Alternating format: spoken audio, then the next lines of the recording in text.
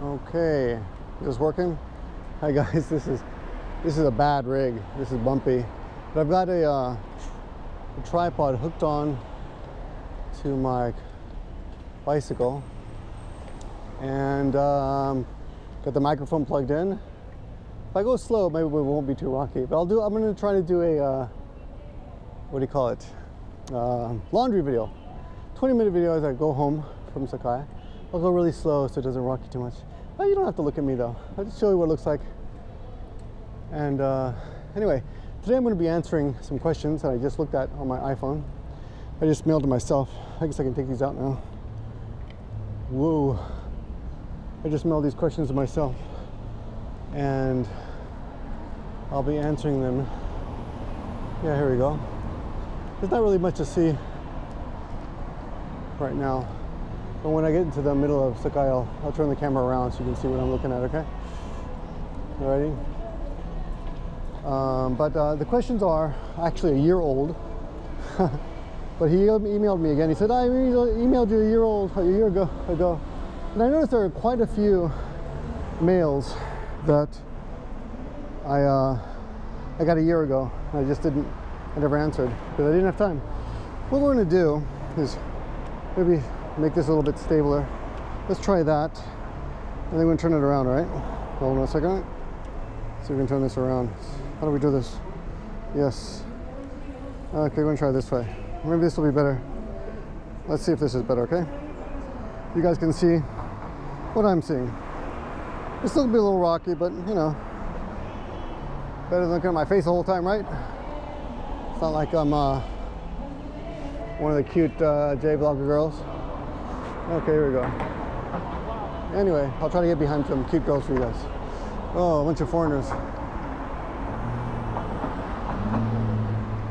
Behind me, a bunch of foreigners behind there. Oh, no reason to show you. Oh, what the hell is this? Okay. So, the first question is about taxes, and this guy is under the impression that, and of course this is answering your stupid questions type of video. And when I say that, I don't really mean all the questions are stupid, but some of the questions are stupid, you'll see. The first one, I suppose, I don't know where he came up with it, but he's pretty sure that you don't have to pay taxes in both Japan and the USA. You can pick. And that's not true. You have to pay taxes in both, especially if you are from the USA. Now, I don't know about other countries, but you have to file in both countries if you are here in the USA. I mean, if you're in Japan and you are from the USA. You have to file in both countries, so keep that in mind. You have to pay in both. But it's not like a lot, you know, unless you make a lot of money, unless you make, I think someone once said over $100,000, and now you guys know my salary is not over $100,000. Unless my Patreon goes really up. Hey, donate to Patreon. Hey, funny girl. Okay, so unless it's over $100,000, you don't really have to worry about that tax. It's not a lot. I heard just Jeb Bush, is that his name? I heard that oh, I should go over there. That's kind of interesting, huh? I heard that Jeb Bush only paid like 36%. Is that a lot? It seems like, I don't know, like normal to me. I don't know. I hear that a lot of people leave England because the taxes in the States are better.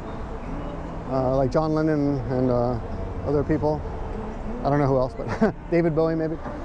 Okay, enough of that. That's the tax question. The next question is about hiragana and katakana, and this is a weird one. He asked me, how often do we use hiragana and katakana? I'm gonna back out so you can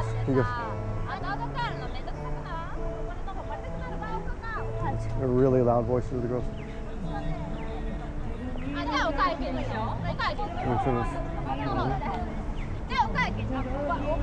Oh, really loud. The other question is about hiragana and katakana. I'm getting my phone out so I can see the questions, right? And he wants to know how much do we really need hiragana and katakana. He's under the impression that kanji is all you need. And that's just crazy. I was like, what? Who told you that? And he's like, he apparently took some Japanese classes. Oh, seishimasu. He took some Japanese classes.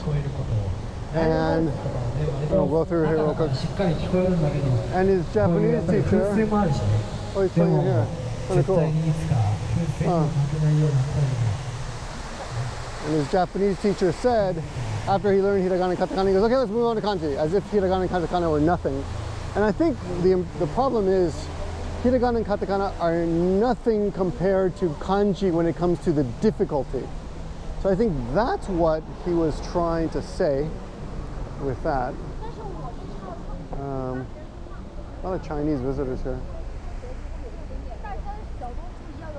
That's Chinese. So that's something to remember. Yeah, here we go. Here's other questions.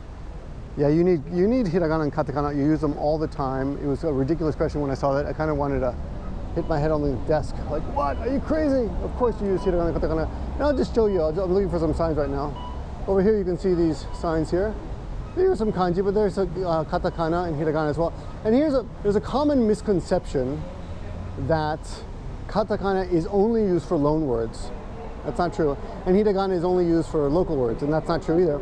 Hiragana it feels cuter and warmer than katakana. So sometimes to portray or give a word a certain cute feeling, they will purposely write it in hiragana. Or if they want to make sure everyone understands the word, they will write it in hiragana. So that's one of the reasons of hiragana. And katakana is used to give a word a harder feeling, or sometimes a cool feeling, like a foreign word. So they'll write a kanji word in katakana sometimes. But it basically depends on what kind of nuance, more Chinese, what kind of nuance you want to give. So these look like tourists again too. Okay. Yep, more Chinese. That's our third group of Chinese tourists. Must be like Chinese tourist time. So we're coming up to the kind of active part of town here. We're going to cross over here just because it's a little more kind of fun area. So that's kind of a ridiculous question, but you need it all. Hiragana and katakana are relatively a piece of cake. Kanji is really hard, but you really got to put the work in for that. Okay, multimedia. Here's another question about YouTube. He asks, YouTube, when he's in the States, he cannot watch certain things that come from Japan. And he assumes things are region blocked or things are blocked. So when he's in Japan, what will he not be able to see? Well, you can't see any of the Yahoo stuff unless you get, there's something you can do with your computer to hide your location. I forgot what it's called, I forget what it's called. It escapes me right now, but someone write in the comments. You can hide your location and you can see things from other countries. Because it's a bit of a pain in the ass and I almost never do it. I just give up, like, okay, fine, I don't really want to see it that bad. I mean, I'm just busy enough, I don't really need to be watching every SNL clip. But yeah, often when you want to watch an SNL clip, I hear that in Germany it happens a lot. You can't see certain things.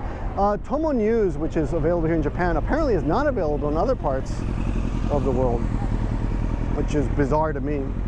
I don't know why. There we go. And almost waiting for the green light here. Got a cute girl up ahead. Well, I can't see her from a girl in a mini skirt getting talked up. I see this guy. He's talking her up. Probably trying to get her to work for him. That's what I'm assuming, right? Other guys talking to girls, trying to get them to work. Anyway, so yeah, in Japan you cannot see Yahoo, you cannot see SNL clips, and a lot of clips like that. Not a big deal. They also have Hulu, and they also have Netflix coming, I think, in November. Netflix will be coming soon, so that should be cool. I look forward to that. I already pay for Hulu. It cost me about 1,000 yen a month. Well, I should cross over that way. Well, doesn't matter. I always go the same. I'll go a different way this time. This is a little bit busier. It's hard to get through the bicycle, but we have a girl in a yukata up here. We have these guys, these kind of nerdy guys on the right. A lot of shit in their faces. I've been following our old J-vlogger friend from Sweden, was it? Oh, two black guys, two brothers. I suppose is the correct terminology. But let me see. A lot of food around here.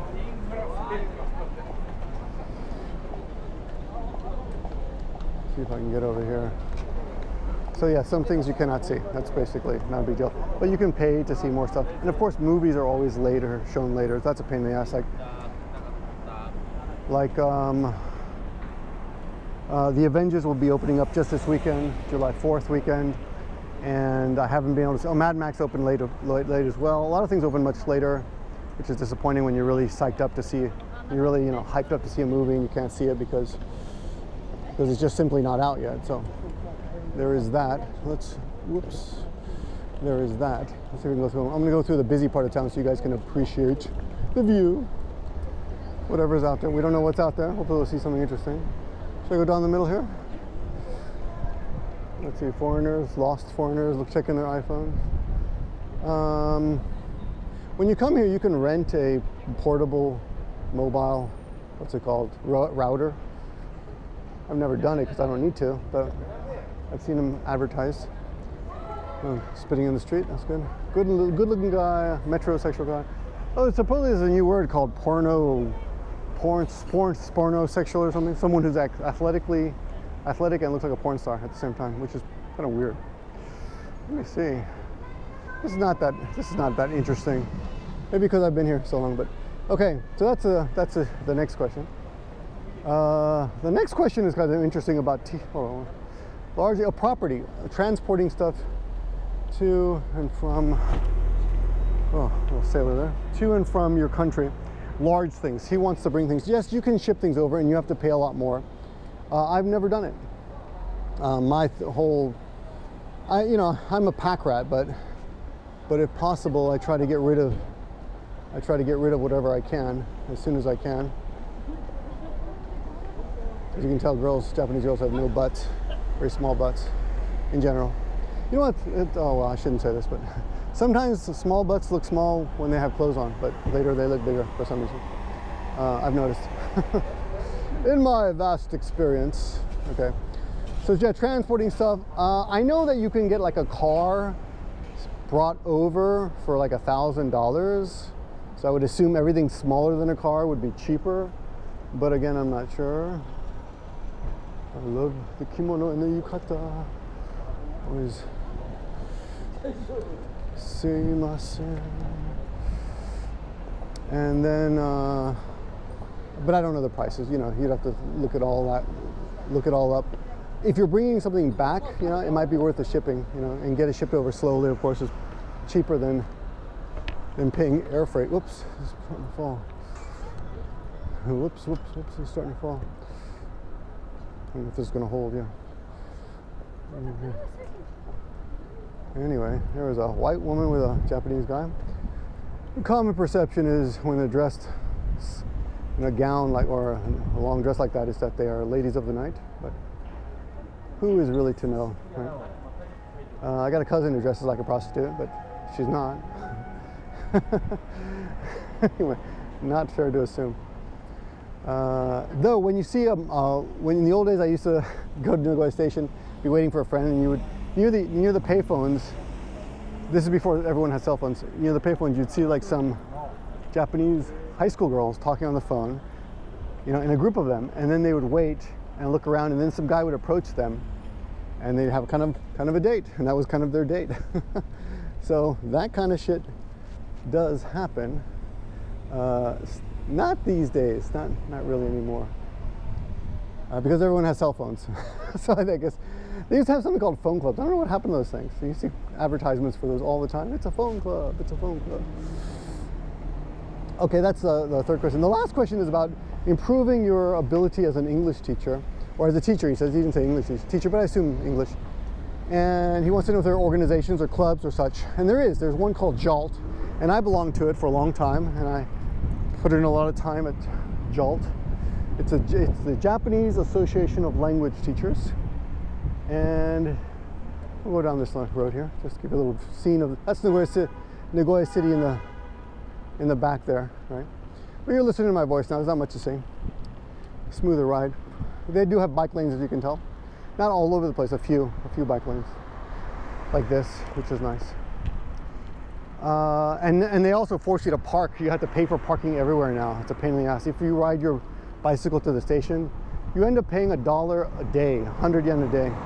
Now you can get a monthly thing, which I think is 2,000 or 20 bucks a month, so it's cheaper, but it still seems kind of, you know, that's annoying. Nobody wants to pay.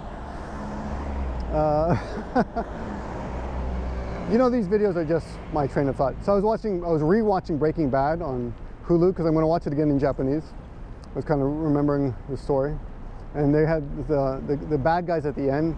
They're talking about how America's gone to hell, and how if I see a boy with a helmet on, I'm gonna smack him in the head just for wearing a helmet, because they consider wearing a helmet to be just a pussy thing to do, you know? Because these were real men. What's happening to our country? Or, I forgot the other complaint he had, but I thought that was funny. Now back to the Japanese Association of Language Teachers. You have to belong to the group, or your organization has to belong to them. So for example, I belong to the YWCA. I taught there many, many years ago. I was the head teacher, the first foreign head teacher ever. Let's go this way a little while. I'm gonna turn this off. There's Yama-chan over there. I was the first foreign teacher, and the YWCA paid for our membership. I forgot how much it is. I think it's like $50 a year or something like that. But they have monthly meetings in every decent sized city. Or yeah, I think once a month, and they'll have speakers, and you can go there and share your ideas. And if they have conferences once a year, which are really useful, especially if you're new at teaching.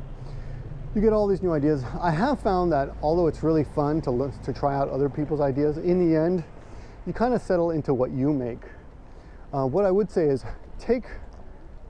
if you put a lot of effort into making your videos, your lessons, put a lot of effort into making your lessons, and you will use those lessons because your energy will be there and your enthusiasm will be there, and that enthusiasm will be transferred to the students, right?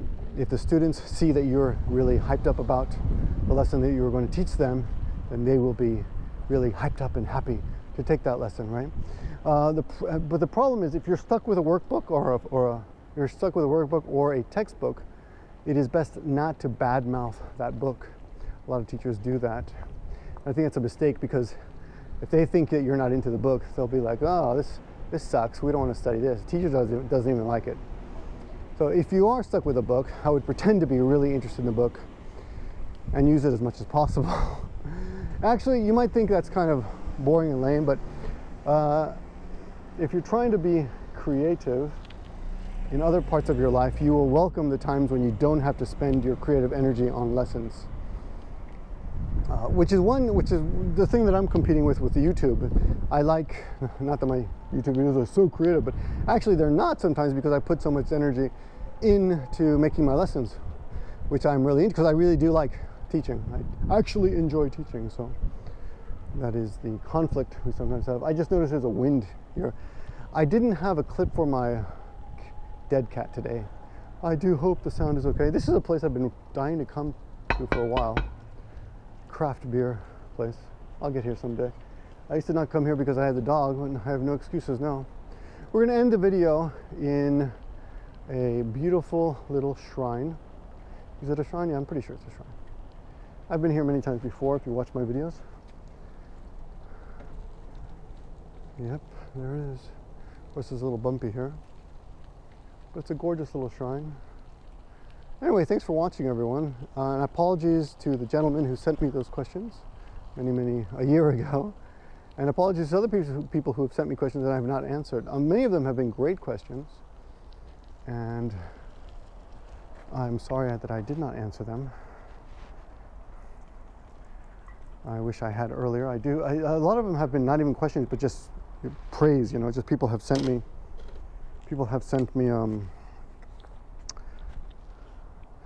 emails just saying, hey, Victor, your videos rock, or I really like something you said, I touched them in some way. And to those people I say, hey, thanks a lot, and I'm sorry I haven't answered. I don't know how to answer that. I should just email you back, but I get a lot of emails, and sometimes someone sends a really thoughtful email that I really want to answer, and I put it off thinking, I'm really going to answer this well, but it's kind of a praise thing, or I agree with you kind of thing, and like, it's hard to, you know, you let it go and you never get back to it, and time catches up with us. Anyway, I hope you enjoyed this little laundry vlog. Thanks for watching, guys, and more videos coming soon. I'm working hard on something new called subtitling. I'm trying to subtitle the videos so more people can appreciate them in Japanese and in English. You know, people have been bugging me for a long time for that, and I haven't, but I thought I'll try to put out one of those a week or so. But it's hard, you know, so even if you're just using the YouTube subtitling mechanism, the built-in software, you know, it takes a long time. So it takes a long time. So hint, hint, thumb up the video if you enjoyed it. Thanks for watching, and talk to you guys soon. Good night.